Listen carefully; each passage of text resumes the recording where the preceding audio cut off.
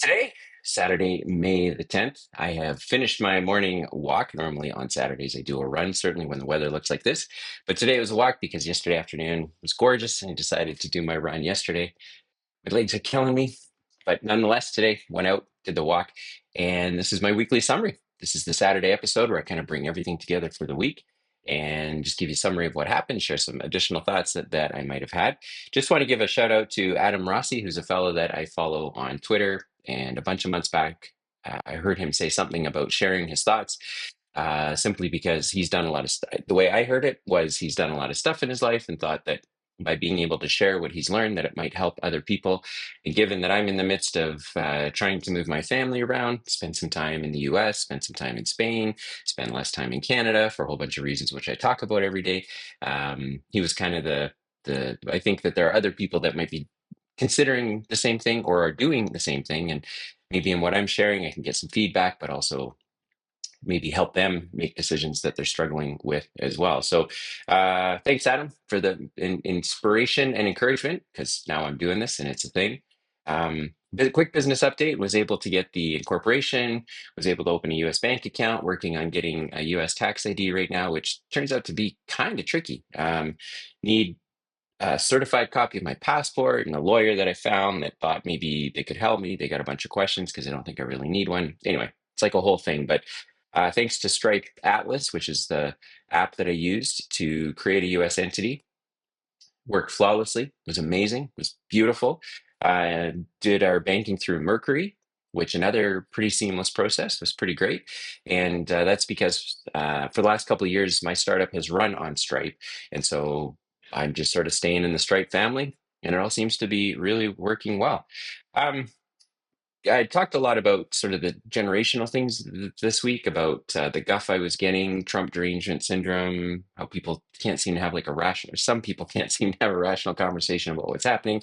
Spent a little bit of time talking about how the US appears to be moving up and into the right, how Spain seems to be just sort of steady state, and Canada seems to be, kind of down to the breaking through the floor of where we've been historically. And it's this idea, it's just hard to watch something great become less great. It's really, really hard to do that. And then I think this morning I just was trying to think through some of the questions I had. I had a couple people who I know are listening, and they just sort of said, why does it matter if the US is up and into the right and Spain's flat and Canada's down into the right?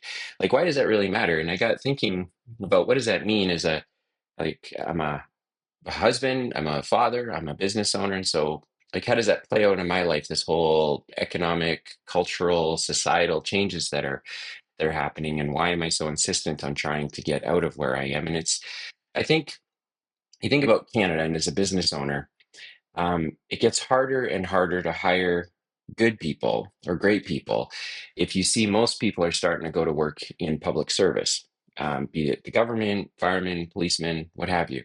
When you see the workforce transition to public service, it means there's less people available in the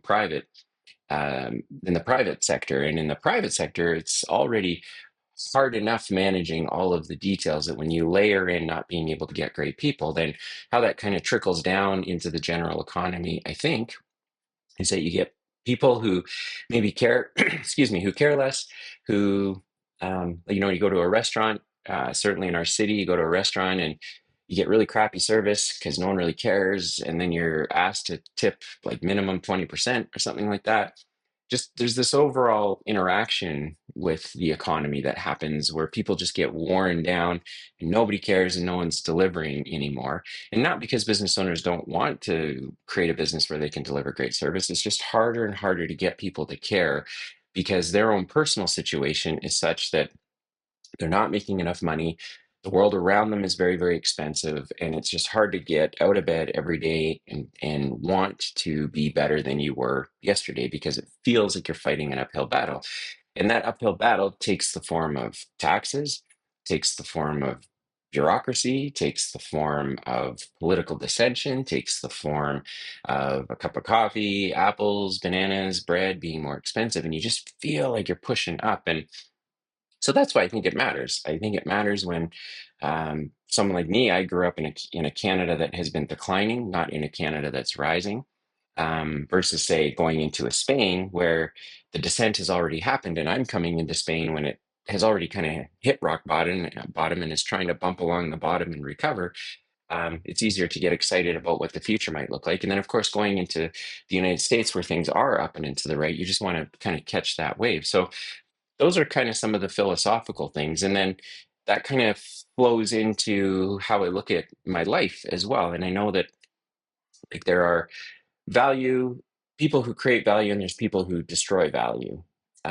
There are companies that create value, there are companies that destroy value. I think of uh, just as a really maybe lame example, but like I think of like the companies that produce soda pop, like they're companies that destroy value because what they do is they take the health of an individual for pennies and they put crap through that individual so that they can generate some economic benefit for themselves and their shareholders. But they leave that particular individual in a state of diabetes, obesity, yada, yada, yada. Versus, say, other people who go out into the marketplace and say an auto mechanic, he's trying to create some value. Someone bought an asset, that asset breaks down, they're able to pay the mechanic who can improve that asset or fix that asset so that they can go on to get to their job, take their kids to school, go to the grocery store. So, like, my mind thinks in these spheres of creating and destroying value. And when I look at um, the reasons for like baby boomers kind of hanging on to all their wealth or spending all of it or just destroying all of it, they're entitled to do that. They all think they worked hard. I think I work hard. What does it even really mean, working hard? I don't think it means anything. I think working hard is you've got ALS, you're in a wheelchair, you're a father of three, you can't provide for your family anymore. Like that's working hard. Me, I don't work hard.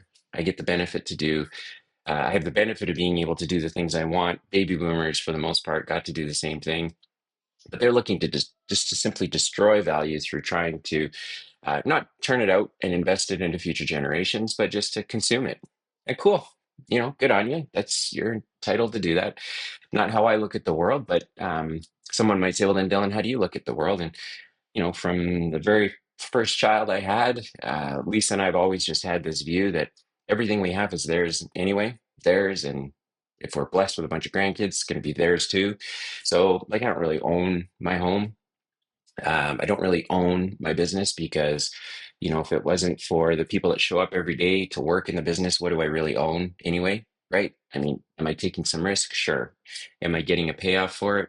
Sure. It doesn't mean that like I can't take it with me. I get hit by a car today and who I can't take it with me. So Lisa and I have always viewed everything through all of this is for our children anyway. And I have two older sons now, and the conversations with them are not so much, how are you going to go and provide for yourself out in an expensive world where you don't have the same opportunities I have had? Your cost of living isn't the same as what it was when I was younger. And so anything I have, if we as a family have this pool of resources, how can you use them to benefit yourself? How can you, add to the pile? How can you maybe take some of what we have, like an education, go get one, and then, go and build something for yourself on the back of or on the base of what we already have. And so unlike say a boomer generation, which really just thinks through consumption and kind of consuming and destroying everything they built through that consumption. I look at it through like how much do I really need? I've got a really great life, so how can I use whatever I have to help other people? And so not only does it flow into how Lisa and I look at what we have for the benefit of our children and maybe how they can go and contribute productively to the economy and society, et cetera. But it also plays out in our business. In our little construction business, we never anticipated owning, much less growing.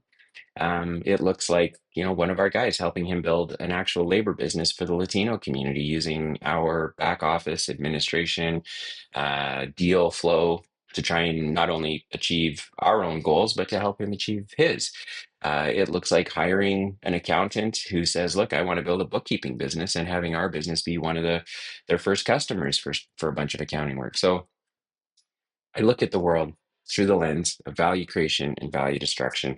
And I see that when a country like Canada has more people going into public service, less people starting private companies, uh, it just feels like maybe there's a better place to burn some energy, and I'm not sure this is the place. So it was a week of just a lot of back and forth. I'm not going to continue sharing a lot of opinions about the generational stuff or the political environment or anything like that because I'm not sure it's super valuable. The reason I shared it is just to paint some colors so that as you continue to listen to our traveling path down, looking to be in the US for half a year, get a E2 visa, start a business there, try to catch that wave of what's happening. While we go to Spain for minimum 90 days a year to try and be part of more of a life mission type objective, and then to, of course, still remain Canadians for a couple months out of the year to take care of some housekeeping stuff and continue to build a valuable business here.